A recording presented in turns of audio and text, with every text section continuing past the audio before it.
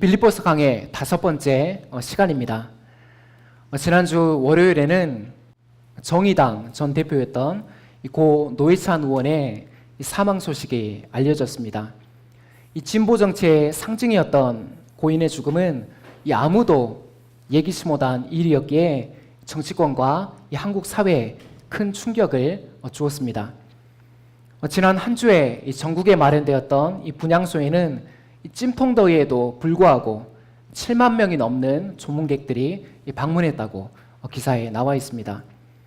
이 장례는 국회장으로 치러졌지만 이 시민들의 추모 물결이 이어지면서 사실상 시민장이나 다름없었습니다. 그렇다면 무엇이 그를 죽음으로 내몰았을까요? 이 언론에 보도된 대로 고등학교 동창을 통해 받은 정치 자금이 문제가 되었습니다. 어떠한 청탁이나 이 대가를 약속한 이 정치 자금은 아니었다고 이 고인이 유서에서 밝히고 있지만 이 정상적인 후원 절차를 밟지 않았기 때문에 이 불법 정치 자금으로 간주되었습니다. 이 고인은 평소 이 누구보다 이 청렴한 정치인의 이미지를 갖고 있었기 때문에 이 국민들의 실망과 이 분노가 자신을 넘어서 당에까지 번질 것을 크게 우려했다고 언론에서 보도하고 있습니다. 결국 이러한 중압감을 이기지 못하고 안타까운 선택을 하게 된 것입니다.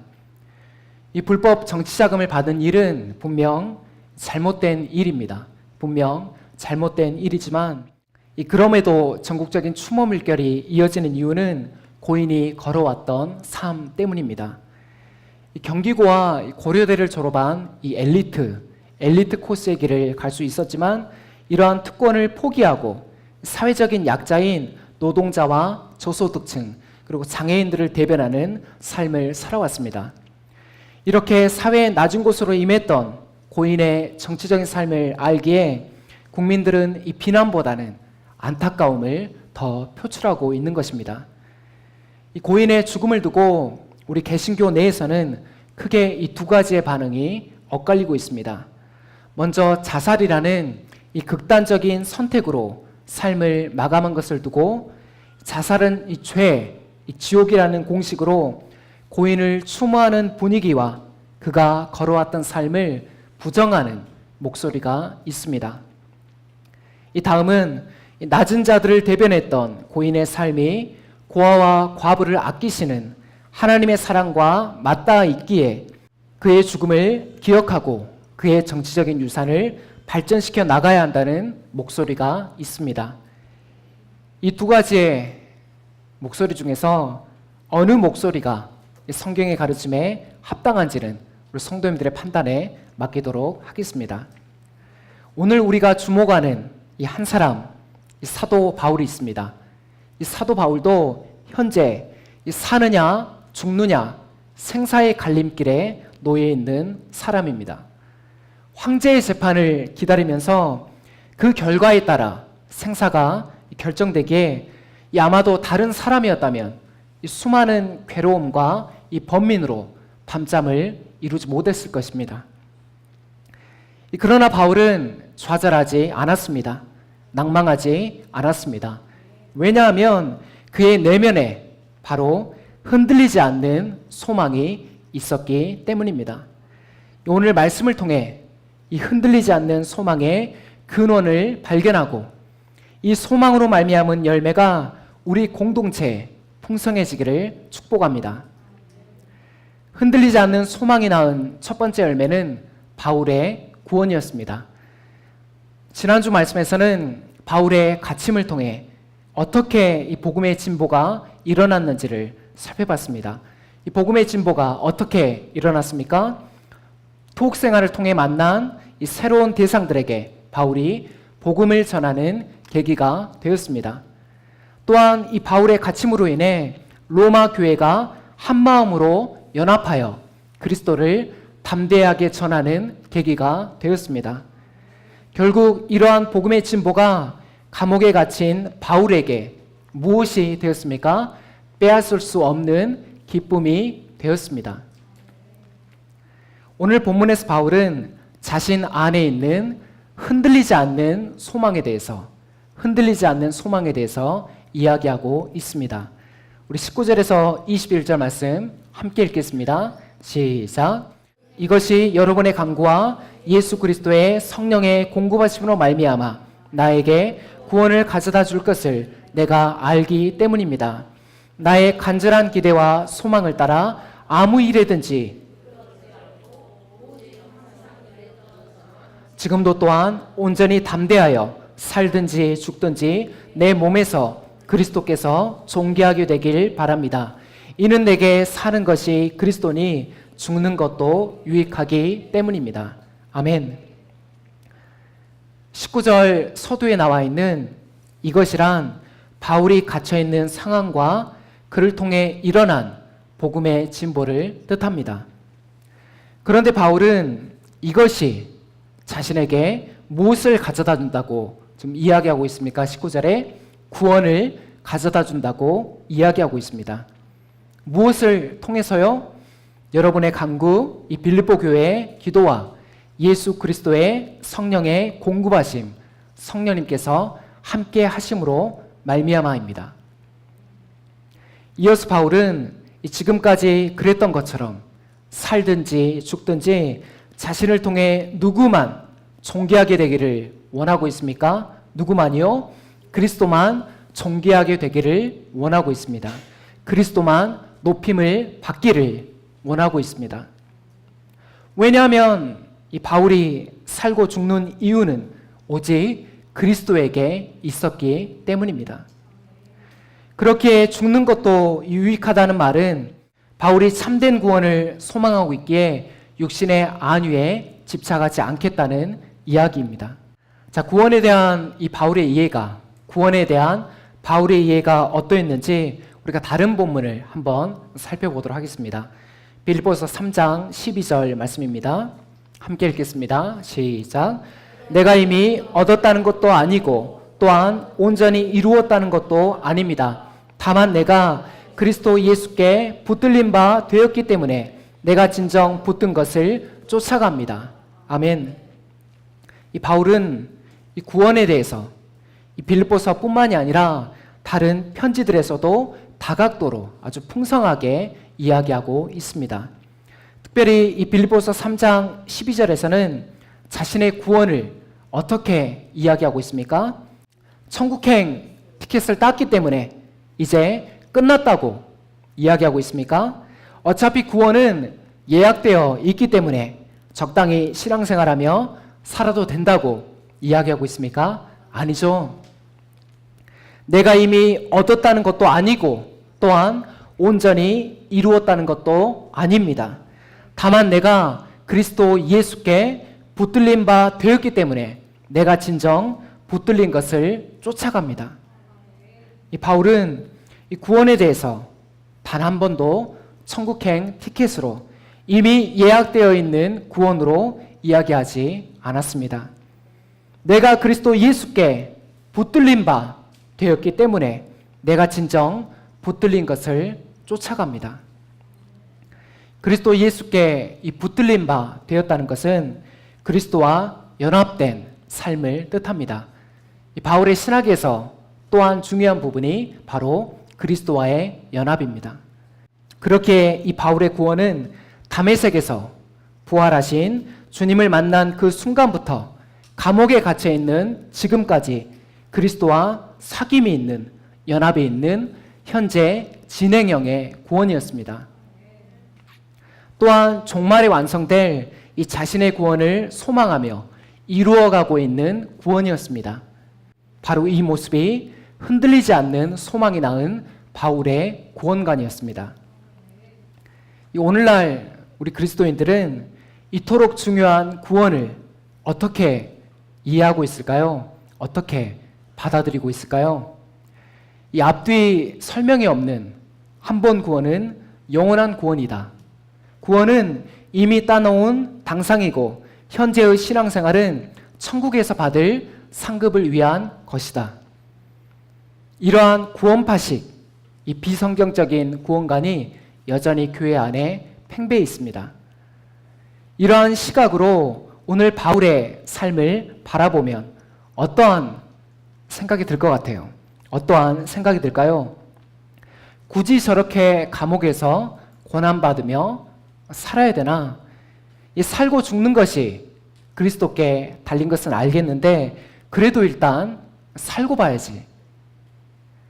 저는 이러한 시각을 단순히 구원에 대한 이해가 아닌, 구원에 대한 차이가 아닌 전혀 다른 구원 간의 문제라고 생각합니다. 이 모든 그리스도인의 매일매일의 삶은 구원을 이루어가는 현장입니다. 그리스도인의 구원은 허망한 것을, 눈에 보이지 않는 것을 소망하는 것이 아니라 무엇을 소망하는 것입니까? 종말에 완성될 구원, 완전하게 임할 하나님의 나라를 소망하는 것입니다. 그렇기 때문에 바울이 빌립보서 3장에서 뭐에 대해서 이야기합니까? 시민권에 대해서 이야기합니다. 우리의 시민권이 어디에 있다고요? 하늘에 있다. 어디에 있다고요? 하늘에 있다. 여기서 하늘은 이 구름이 떠 있는, 우리가 창문을 열어보면 볼 수 있는 그런 하늘이 아니라 어디를 이야기합니까? 이미 임한 하나님의 나라, 하나님의 통치와 다스림을 받는 하나님 나라 백성의 삶을 뜻하는 것입니다. 이 모습이 오늘 바울이 말하는 구원, 현재 바울이 이루어가고 있는 구원의 모습입니다. 사랑하는 여러분, 이 바울과 같은 고난, 이 생사를 예측할 수 없는 환난이 이 나에게 닥치면 어쩌나 걱정되신 적이 있으십니까? 오늘 말씀을 보면서 그런 생각이 들지는 않으십니까? 저도 그러한 걱정이 앞설 때가 많습니다. 육신의 질병을, 이 희귀난치성 질환을 안고 있기 때문에 이러한 걱정이 앞설 때가 많이 있습니다. 그러나 그러한 걱정보다 하나님의 통치 안에 거하는 삶, 그리스도와 친밀한 사귐이 있는 삶을 더욱 사모하십시오. 더욱 추구하십시오. 그것만이 어떠한 고난과 환난 속에서도 우리로 능히 이기게 할 능력이 되기 때문입니다. 이 흔들리지 않는 소망을 더욱 굳게 품는 여러분의 삶이 되시기를 축복합니다. 흔들리지 않는 소망이 낳은 두 번째 열매는 빌립보 교회의 구원입니다. 우리 22절에서 23절 말씀 함께 읽겠습니다. 시작. 그러나 만일 육신으로 사는 것, 이것이 나에게 일의 열매라면 나는 무엇을 택해야 할지 모르겠습니다. 그러나 내가 그 두 사이에 끼었는데 떠나서 그리스도와 함께 있는 소원을 가진 것이 더욱더 좋으나. 아멘. 이어서 바울은 자신이 이 두 길 사이에서 어느 길을 택해야 할지 모르겠다고, 어느 길을 택해야 할지 모르겠다고 이야기하고 있습니다. 여기서 두 길이 무엇입니까? 먼저 22절에 육신으로 사는 것, 이것은 바울이 석방되어서 이 빌립보 교회의 구원을 위해 헌신하는 삶을 뜻합니다. 빌립보 교회를 계속해서 세워가는 삶을 뜻합니다. 다음은 23절에 그리스도와 함께 있는 소원, 이것은 바울이 순교함으로 그리스도와 영원한 교제에 들어가는 삶을 뜻합니다. 그런데 지금 바울은 솔직히 어느 길을 택하고 싶다고 이야기합니까? 그리스도와 함께 있는 소원을 가진 것이 더욱더 좋으나. 그러나 결과적으로 바울은 어느 길을 택했습니까? 24절에서 우리 26절 말씀 함께 읽겠습니다. 시작. 내가 육신으로 있는 것이 여러분을 위하여 더 필요합니다. 그런데 내가 이것을 확실히 합니다. 내가 살아남아 여러분의 믿음의 진보와 기쁨을 위하여 여러분 모두와 계속 함께할 것이라는 점입니다. 이것은 내가 다시 여러분과 함께 있으므로 여러분의 사랑이 그리스도 예수 안에서 나 때문에 풍성하게 하기 위함입니다. 아멘. 이 바울이 어느 길을 택했습니까? 육신으로 있는 것, 곧 석방되어서 빌립보 교회의 구원을 위해 헌신하는 삶을, 빌립보 교회를 계속해서 세워가는 그 삶을 희망하고 있습니다. 빌립보 교회의 믿음의 진보와 기쁨을 위하여 여러분의 자랑이 그리스도 예수 안에서 나로 인해 풍성하게 되기를, 바로 이 모습이 빌립보 교회의 구원을 위한 바울의 흔들리지 않는 소망이었습니다. 바울은 철저히 자신의 유익이 아닌 교회 공동체의 유익과 구원을 우선시했습니다. 바울의 이 모습에서 우리가 누구의 모습을 발견하게 됩니까? 예수 그리스도의 모습을 발견하게 됩니다. 하나님을 떠난 인류의 구원을 위해 인간의 몸을 입고 오신 그리스도, 십자가에서 대속을 이루신 그리스도, 부활 승천하심으로 교회의 머리가 되시고 온 우주의 왕으로 선포되신 그리스도, 공동체의 유익을 우선시했던 이 바울의 모습에서 또 한 가지의 중요한 원리를 우리가 발견할 수 있습니다. 이 바울은 자신만을 위해서라면 지금 당장 육신의 생명을 잃어도 상관없습니다. 그러나 자신의 생명을 유지하는 일이 어디에 유익이 되기 때문입니까? 교회의 공동체의 유익과 구원이 되기에 이 길을 희망하고 있는 것입니다. 이를 통해 바울은 이 내세 완성될 구원도 중요하게 여기지만 현세, 지금 우리가 이루어가고 있는 구원도 동일하게 중요하게 여기고 있음을 발견할 수 있습니다. 이 개신교 신앙 안에 이원론적 신앙이라는 용어가 있습니다. 이원론적 신앙이란 한마디로 신앙과 삶이 철저히 구분되는 모습을 뜻합니다. 무엇과 무엇이 구분된다고요? 신앙과 삶이 철저히 구분되는 모습을 뜻합니다. 쉽게 말해 신앙생활, 교회 안에서는 좋은 장로님이지만 삶, 직장에서는 악덕 사장님이 되는 것입니다. 이상하죠? 이상하지 않습니까? 교회 안에서는 좋은 장로님이면 당연히 직장 안에서 어떠한 사장님이 되어야 합니까? 좋은 사장님이 되어야 하는 것입니다. 그런데 악덕 사장님인 것입니다. 왜 이런 구분이 생겼는지 아세요? 그 이유는 왜곡된 복음을 받아들였기 때문입니다. 여기서 왜곡된 복음이란 다른 게 아니에요. 내세에만 중요성을 강조한 복음입니다. 어디에만 중요성을 강조했다고요? 내세에만 중요성을 강조한 복음입니다. 여기서 내세란 이 바울이 이야기하는 장차 완성될 구원, 완전하게 임할 하나님의 나라가 아닌 죽고 나서 가는 천당을 이야기하는 것입니다. 그렇게 현세, 지금의 삶이 중요할까요? 중요하지 않을까요? 별로 중요하지가 않은 것입니다. 이러한 모습이 가장 뚜렷하게 나타나는 집단이 어디입니까? 이단 사이비 종교입니다. 거기에서는 청년들에게 결혼을 권장할까요? 하지 말라고 할까요? 결혼하지 말라고 합니다. 은행에 저축하는 일을 권장할까요? 금지할까요? 금지합니다. 또한 직장생활이나 가정생활도 포기할 것을, 예수님의 제자들이 모든 것을 뒤로하고 예수님을 따랐기 때문에 우리도 가정과 직장 모든 것을 뒤로하고 그들이 믿는 교리를, 그들이 믿는 교주를 따라야 한다고 이야기합니다. 왜 그렇습니까? 그들에게. 왜 그래요? 어디가 중요하니까요? 내세만이 중요하니까. 종말이 얼마 남지 않았기 때문에 이 땅의 것들은 다 포기하고 그들이 말하는 구원에 들어가는 일만이 최우선시 되는 것입니다. 그런데 오늘 바울이 이 그리스도교회의 복음을 이렇게 설명하고 있습니까? 아니죠. 만약 그렇다면 바울의 결정이 어떠했을까요? 석방되어서 교회를 세우는 일보다 무엇을 더 원했을까요? 어서 빨리 순교당하기를 원했을 것입니다.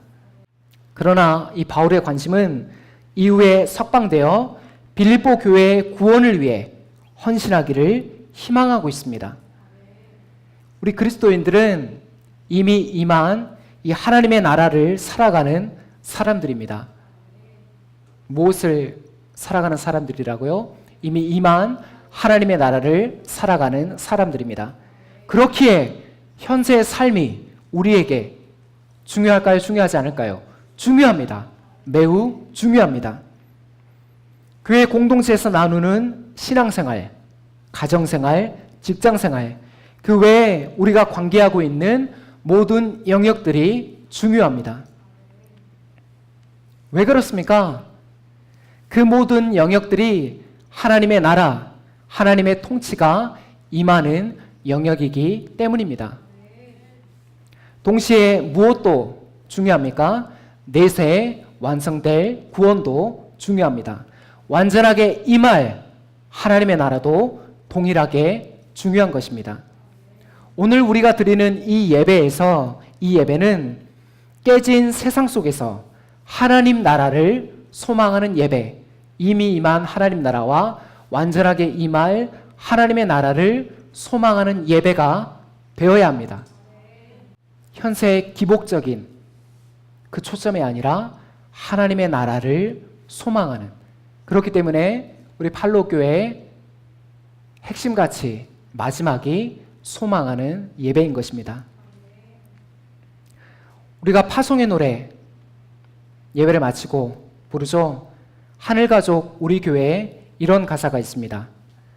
하늘아버지 우리 안에 계시네, 우린 그날 향한 하늘가족. 여기서 그날이 언제를 이야기할까요? 바로 완전하게 임할 하나님의 나라, 완전하게 임할 그 하나님의 나라를 이야기하는 것입니다. 우리가 예배 가운데서 그 나라를 소망합시다. 그 나라를 추구합시다. 이 바울의 흔들리지 않는 소망이 빌립보 교회의 구원에 있었던 이유는 바로 교회를 통해 하나님의 나라가 증거되었기 때문입니다. 목회자인 제가 이 팔로우 공동체를 위해 수고하며 헌신하는 이유도 하나님의 나라를 위해서입니다. 여기에 다른 목적과 세속적인 욕망이 우선시 되지 않도록 우리 성도님들의 끊임없는 기도가 필요한 이유입니다. 말씀을 맺습니다. 빌립보서 강해, 오늘은 5번째 시간으로 흔들리지 않는 소망에 대해서 살펴봤습니다. 이 바울이 그리스도교 역사에 큰 축을 담당할 수 있었던 이유는 먼저는 하나님의 은혜요, 다음은 바울 안에 있는 흔들리지 않는 소망 때문이었습니다. 오늘 말씀을 통해 이 흔들리지 않는 소망이 낳은 열매인 바울의 구원과 빌립보 교회의 구원에 대해 살펴봤습니다. 바울의 구원과 빌립보 교회의 구원을 함께 추구하는 길은 언뜻 보면 모순처럼 보이지만 실상은 그렇지 않았습니다. 이 빌립보 교회는 바울의 헌신을 통해 건강한 교회로 자라날 수가 있었고, 교회를 위한 바울의 헌신은 그의 구원을 이루어가는 통로가 되었기 때문입니다. 바울의 구원과 빌립보 교회의 구원은 서로 구별되는 것이 아니라 연결되어 있다는 이야기입니다. 이 불확실한 시대를 살아가는 현대인들은 내일에 대한 걱정과 두려움이 그치지 않습니다. 그러나 우리 그리스도인들은 어떤 상황 속에서도 흔들리지 않는 소망을 품고 사는 자들입니다. 왜냐하면 우리의 소망은 하나님의 나라에 있기 때문입니다. 바울의 흔들리지 않는 소망이 빌립보 교회의 구원을 낳았듯이 우리 안에 있는 소망도 팔로 공동체의 구원으로 이루어지기를 축복합니다. 또한 공동체 안에, 우리 공동체 안에 믿음의 진보와 기쁨이 함께 나타나기를 소망합니다. 마지막으로 우리의 유일한 자랑이 오직 예수만이 되기를, 예수 안에서 더 풍성해지기를 주님의 이름으로 축원합니다. 기도하겠습니다.